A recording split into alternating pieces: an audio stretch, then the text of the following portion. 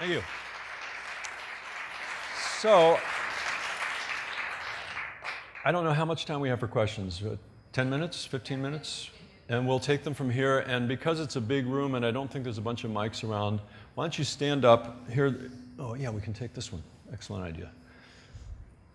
And raise your hand if you will, and I'll try and call on as many people as possible and be a little less long-winded in my answers than I was in my presentation. You can see it. Many people will say at the local level, well, what can I do? You know, how this is such a big global issue. What can I do at the household level or at the community level? How do you respond with 2 or 3 pieces of advice or direction to someone who says, I'm not an activist, I can't do those sorts of things? I would say, first of all, that most of the people who are involved in that coal fight said the same thing. They're not activists. They're housewives. They are librarians. They are teachers. And I understand people who say, oh, politics, I don't like politics. I'm not interested in politics. I get that. But you may not be interested in politics. Politics is very interested in you. And none of this is going to be fixed without politics. It is very important that people take action in their individual lives, to recycle, to take the bus, to leave the car at home, etc. You know, my opening story today, I ride a bike. I haven't owned a car in 20 years. But I don't kid myself that that's going to solve the problem. The changes that are required are so large that individual action, while it's a great place to start, is a terrible place to stop. It will not do the job. The main problem is being driven by much larger forces that are controlled by government policies. The fact that ExxonMobil is able to essentially dump its pollution into the atmosphere for free. As long as that is the case, as long as there is no price on carbon, it doesn't matter how many of us are virtuous and take a bike rather than an automobile. So I would say that people who think that they can't do that are selling themselves short. There's all kinds of examples of how you can do that. And as I say, you can start in your own daily behavior, but then you need to get involved with other groups that are working on this, and there are plenty of them. If you don't like what the Sierra Club is doing, you can go find another organization. I think it would be great, for example, if this industry began to have its own actions on this and to work in collaboration with other parts of the clothing industry. A lot of people are also working inside of faith communities, which was an oversight on my part. The faith communities were a very big part of the fight against coal. So I think there's a lot of ways to do that, but I'm sorry, it's not going to get done just on an individual level. It's simply, it's an insufficient response. There's another question in the front here. Right. Thank you. There is so much information out there. I mean, you listen to Fox News, to CNN. Don't do that. All of that. I know. But you have to listen to the other side to know. Your brain will rot, you know. All of these things. But at the end, how you know what's true and what's true? I mean, what's your advice to filter all of these information that from the doomsday to the guys tell you there's nothing to worry about? You're idiots if you think tomorrow we're going to wake up with there's no water or something like that. Yeah, well, I believe that you follow the science. And every scientific academy in the world, our own, the National Academy of Sciences, which is like the Supreme Court, if you will, in this country for science, the British Royal Society, their counterparts in every major country have said repeatedly that climate change is real, it's happening, it's very serious. If we don't do something about it, we're threatening our place on the planet. Compared to that, what Fox News says is, why is that even relevant? Well, it's relevant because there's one very rich man who was able to buy that network and put forward his own points of view on it. So of course it's relevant, but when you look at what the science actually says, it's not even close. And it hasn't been, by the way. Let's be clear. How many people here are from outside of the United States? Raise your hands, please. All right, so you know probably pretty well what I'm about to say, and you've experienced it. It is really only in the United States of America that this question would still be asked. No place else is there serious challenge to the science around climate change, nor has there been serious challenge to the science for 20 years.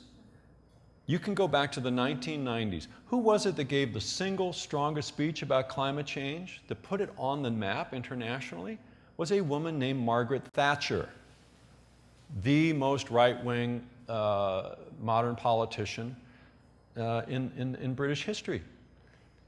And she did that because she was a chemist by training, and she understood the basics of physics and chemistry. Look in the 1990s, in Germany, for example, of course they would argue a lot, the different political parties left and right, about what do we do about climate change, how do we fix it, who pays, what, but nobody questioned the science. To question the science would expose you as an ignoramus. It is only in the United States of America where we still question the science, and there's a lot of different reasons for that, going back to, you know, the role of religion in our country compared to science. I mean, we're in a country that we're still 54% of, the last figures I saw, 54% of Americans don't believe in evolution. So Fox News has fertile ground in that sense to be spreading its propaganda.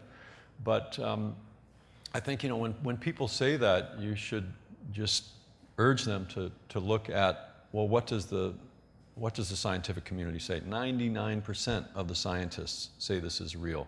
And if you know, if it's your Uncle Joe who loves Fox News and always brings it up at Thanksgiving dinner, you know, if he wants to side with ExxonMobil and the people who are making money by keeping you stupid and burning your planet, good luck, Uncle Joe. We'll see you next year. You were speaking about changes that were occurring, but mostly in the United States. Could you talk about changes that are occurring, or what is the discussion like in large countries like China and India that are coming online? You're talking about us trying to back it off a bit. They're just coming on. I was in China last year, and they were talking about adding, I think, 10,000 cars a month in Beijing alone. Yes, China is the big question. That's why I went to China. As I said, in 1996, I spent 2 months in China reporting this, and then I went again in 2009 for HOT. And I went there because it was, in my view, the big environmental question. It is also a question that gets demagogued here, especially in the United States, very frequently, by saying, well, why should we do anything about climate change when the Chinese aren't? And I've heard that when people say, well, you know, they're building one new coal-fired power plant every week, you know, blah, blah, blah, blah, blah. And so we shouldn't have to do anything. Well, I don't mean to brag here, but my reporting was probably why you heard, not you, but that individual heard that they were building one coal-fired power plant a week. I ran that story in 1997 in the Atlantic magazine, and it got a lot of attention. But that is no longer the case.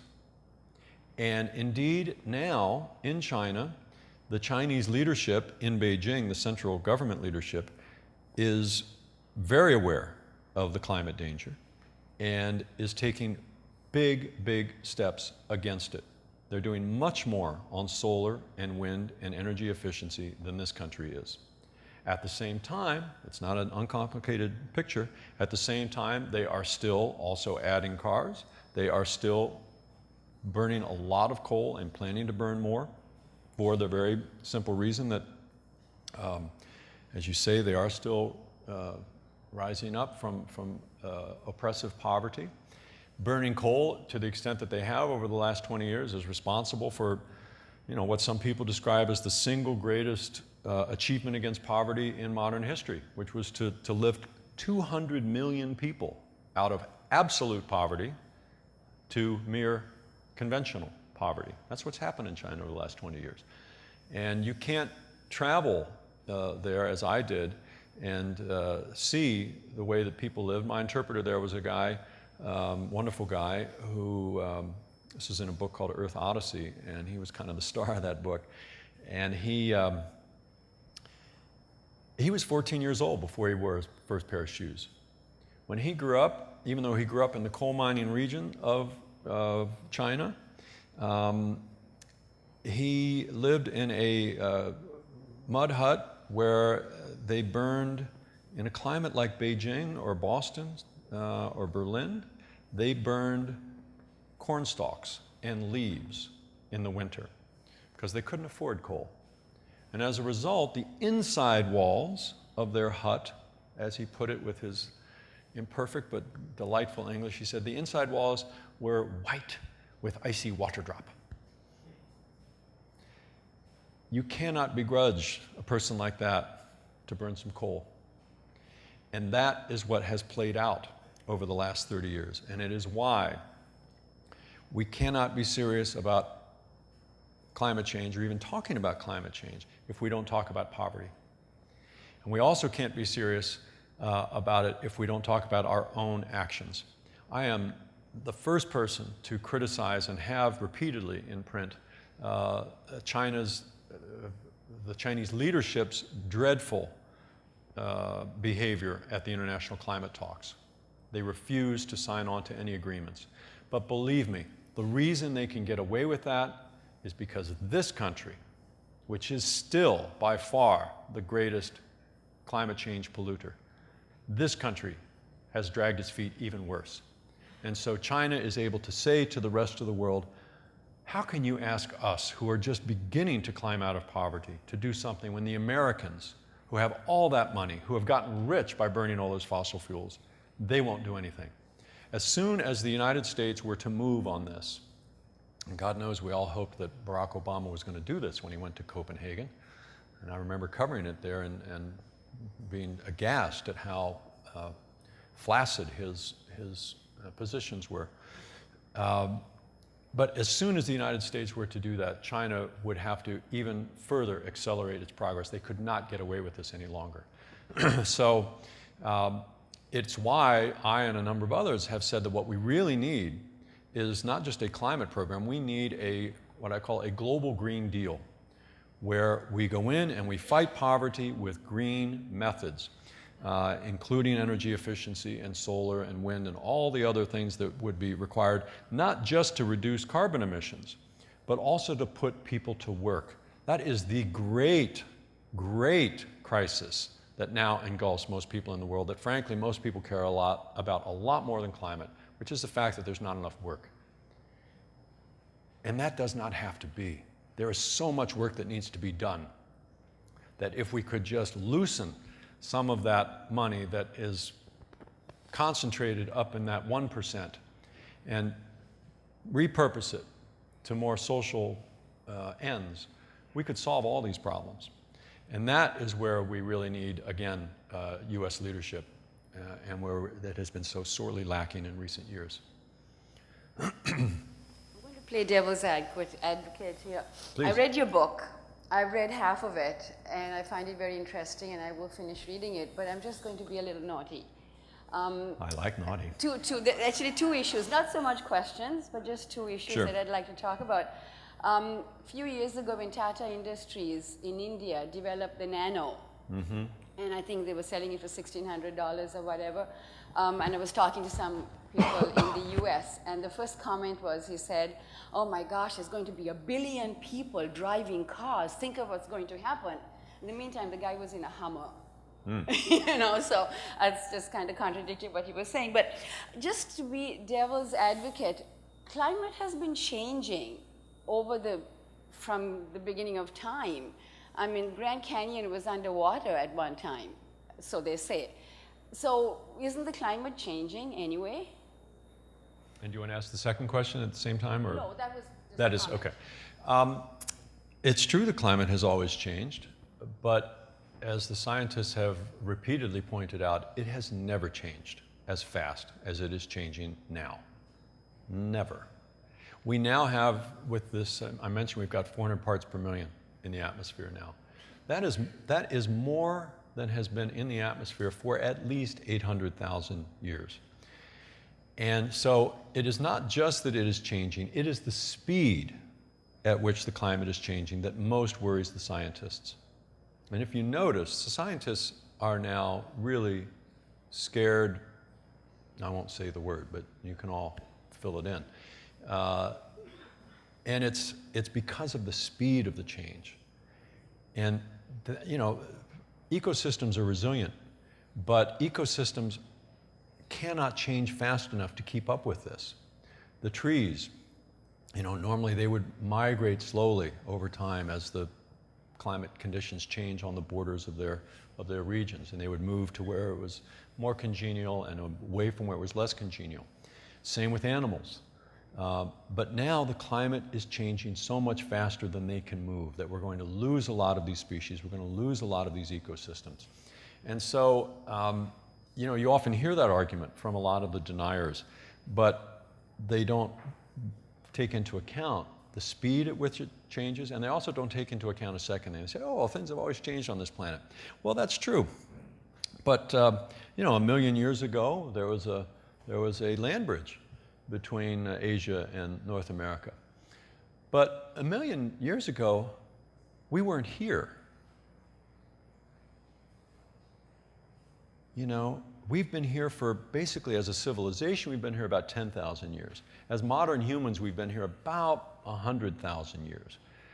But the idea of saying, oh, okay, well, we've had 80 feet of sea level rise on this planet before, we could do it again. Well, we could do it again, and we're on the route to doing it again. And when we do it again, if we do it again, here's what's going to be underwater. All of New York, all of Florida, all of the coast of China, most of northern Europe, and on and on and on. It's not as if change is change ain't what it used to be, as they say, on this planet. So I really urge you not to be taken in by that kind of reasoning, which sounds maybe appealing on Fox News, but it really doesn't fit the scientific record. We have time for one more, or is this enough?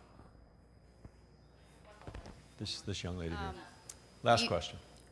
Oh, ominous. No pressure. No pressure. You said that you were surprised or you overlooked some of the faith organizations that were a strong force in that micro situation. Mm-hmm. Given that in contrast to the governor here that wanted to use prayer, what was it that motivated those faith organizations to get involved? That's a good question. And I can't pretend to have done enough reporting really to answer it specifically. I talked to a few individuals who were involved in Illinois, and let me just preface it by saying that there's not one view among faith communities about climate change. There is a split, and a very interesting split, by the way, among evangelicals. In the last 30 to 40 years, the evangelical Christians in this country have generally been seen as a force on the right-wing side of the political spectrum. But in the last 5 to 8 years, there's an interesting shift beginning to emerge among evangelicals, where the younger generations of evangelicals are splitting from their parents on questions of climate change, and interesting on questions of gay rights.